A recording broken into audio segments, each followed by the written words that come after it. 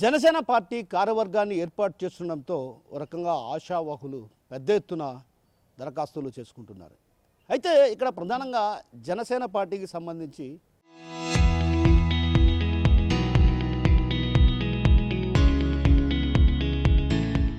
ఎవరు కూడా ఇన్ఛార్జీలు మాత్రమే ఉన్నారు. అయితే ఇన్ఛార్జీలు కూడా 7 నియోజకవర్గాలు 7 ఇన్ఛార్జీలు ఉన్నారు. కానీ మేము ఇన్ఛార్జీలు అంటూ సోషల్ మీడియాలో పోస్టులు పెట్టుకోవడం ఒక రకంగా వివాదాలకు దారితీస్తున్న పరిస్థితి. మరోవైపు ఏదైతే ఇటీవల కాలంలో జనసేనాని పవన్ కళ్యాణ్ రాష్ట్ర స్థాయి అంటే ఒక రకంగా పార్టీని మరింత బలోపేతం చేసే దిశగా అడుగులు వేయాలన్నటువంటి ఉద్దేశంతో గ్రామ స్థాయిలో పార్టీని పటిష్టపరచాలంటే ఖచ్చితంగా ఏదైతే కార్యవర్గ నియామకంతోనే సాధ్యమైనటువంటి భావనతో ఆయన 2 ఏళ్లుగా దీనిపైన పూర్తి స్థాయిలో అధ్యయనం చేసి ఉద్యమి ద్వారా ఏదైతే సభ్యత్వ నమోదు ద్వారా నేతలకు బాధ్యతలు అప్పగించాలన్నటువంటి భావనకు వచ్చారు. అయితే ఈ నేపథ్యంలో ఒక్కసారిగా ఆశావాహులు కూడా పెద్ద ఎత్తున జిల్లా అధ్యక్ష పదవికి పోటీ పడుతూ కూడా ఎవరికి వారుగా ప్రయత్నాలు కొనసాగిస్తారు. మరోవైపు ఏదైతే కమిటీల ముందుకు వెళ్ళి ఎవరైతే దరఖాస్తు చేసుకున్నారో వారి ముందు ఏదైతే దరఖాస్తు చేసుకున్న వారి వ్యక్తులకు సంబంధించినటువంటి తప్పుడు ప్రచారాలు చేస్తూ ఒక రకంగా వారికి పదవులు రాకుండా చేసేందుకు కుట్రలు చేస్తున్నటువంటి పరిస్థితి ప్రధానంగా కనిపిస్తుంది. అయితే ఈ నేపథ్యంలో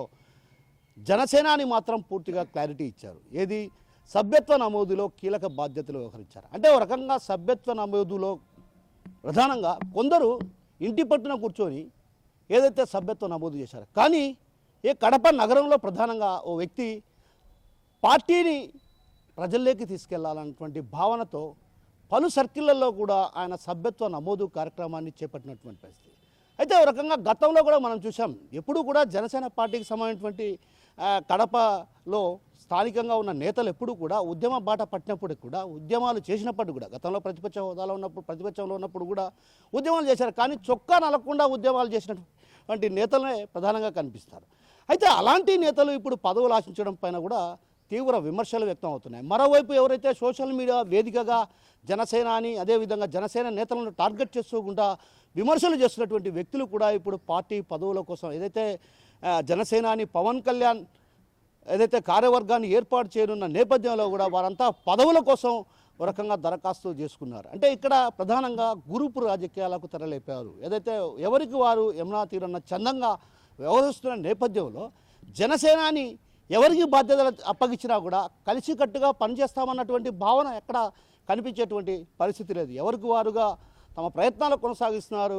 అయితే ఈ నేపథ్యంలో ఒక రకంగా ఎవరికి పదవి వచ్చినా మేమంతా కలిసికట్టుగా ఉంటాం. ఎందుకంటే పార్టీని ఇప్పుడు ఉన్నటువంటి పరిస్థితుల్లో అటు టీడీపీకి కూడా భారీ స్థాయిలో వ్యతిరేకత వ్యక్తం ఉన్న నేపథ్యం కాబట్టి ఖచ్చితంగా జనసేన భారీ స్థాయిలో పుంజుకునే అవకాశాలు ఉన్నాయి. అయితే ఇక్కడ ప్రధానంగా ఎవరైతే పార్టీ కోసం పార్టీ బలోపేతం చేసే దిశగా అడుగులు వేసేటువంటి వ్యక్తులకు ఇక్కడ పార్టీ బాధ్యతలు అప్పగిస్తే మాత్రం ఖచ్చితంగా రాబోయే రోజుల్లో జనసేన కనీసం కడప జిల్లాలో 2 స్థానాలైనా కైవసం చేసుకునే అవకాశాలు లేకపోలేదు. కానీ ఆ దిశగా అడుగులు పడకుండా కొందరు కుట్రలు చేస్తున్నారు. ఏదైతే పార్టీ పదవులకు ఆశించేటువంటి వ్యక్తులు కూడా ఏదైతే వాళ్ళు పార్టీ కార్యక్రమాలు ఏదైతే సరైన సమయానికి అంటే జనసేన అధినేత పవన్ కళ్యాణ్ కూడా కరెక్ట్ సమయానికి నేను 4 గంటలకు అక్కడ ఏదైనా సమావేశం కానీ ఏదైనా ఆందోళన కార్యక్రమాలు కానీ పిలుపునిస్తే ఖచ్చితంగా ఆయన సరైన సమయానికి వస్తారు. కానీ కడపలో ఉన్నటువంటి కొందరు నేతలు మాత్రం సమయం 2 గంటలు అంటే 9 గంటలకు కార్యక్రమం ప్రారంభం కావాల్సి ఉన్నా కూడా 11-11:30 ఆ ప్రాంతంలో వచ్చే ఆందోళన కార్యక్రమాలు అలాంటి నేతలు మాకు అవసరమా అన్నటువంటి భావన కూడా సర్వత్రా వినిపిస్తున్నటువంటి పరిస్థితి. ఈ నేపథ్యంలో మరి జనసేనాని ఎలాంటి నిర్ణయం తీసుకుంటారో వేచి చూడాల్సిందే. అయితే ఈ క్రమంలో ఒక్కసారిగా జనసేనకు సంబంధించి జిల్లా అధ్యక్ష పదవిని ఆశించడంలో కొందరు ఏదైతే ప్రస్తుతం జనసేన ఇన్ఛార్జిగా అంటే మాజీ ఇన్ఛార్జిగా ఉన్నటువంటి శుంకర శ్రీనివాస్ కావచ్చు, అదేవిధంగా మరో వ్యక్తి అధికారి కృష్ణ, అదేవిధంగా ఎలక్ట్రికల్ కాంట్రాక్టర్గా ఉన్నటువంటి రమణ, ఇలా పలువురు కూడా జిల్లా అధ్యక్ష పదవులు ఏదైతే కడప పార్లమెంట్ అధ్యక్ష పదవిని ఆశిస్తున్న వారిలో పోటీలో ఉన్నట్టు తెలుస్తుంది. వీరితో పాటు మరికొందరు నేతలు కూడా ఉన్నారు. అయితే పార్టీ కోసం అంటే ఒక రకంగా గతంలో కూడా ఏదైతే ఆవిర్భావ సభలకు కేవలం 1 వాహనాల్లో వెళ్ళేవారు. అంటే ఇటీవల జరిగినటువంటి ఏదైతే ఆవిర్భావ సభలకు కూడా ప్రతి నియోజకవర్గం నుంచి 2 బస్సులు పోయాయంటే ఒక రకంగా పార్టీని ఏ స్థాయిలో అక్కడ ఉన్నటువంటి నేతలు తీసుకెళ్లారో మనం అర్థం చేసుకోవచ్చు.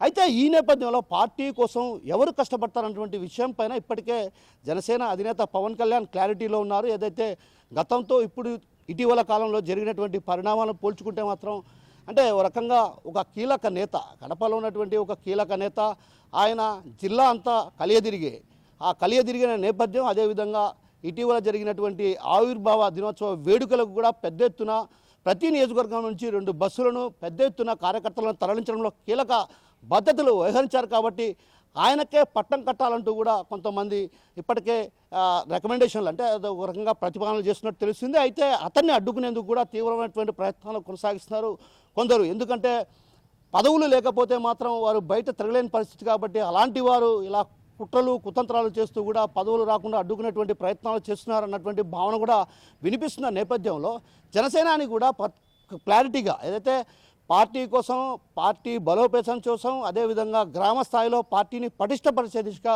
అడుగులు వేసేటువంటి వ్యక్తులకే పట్టం కట్టాలన్నటువంటి భావన కూడా కొంతమంది జన సైనికుల్లో వినిపిస్తున్న పరిస్థితి ప్రధానంగా కనిపిస్తుంది. కెమెరా పర్సన్ రాముతో కిషోర్, RTV కనిపించింది.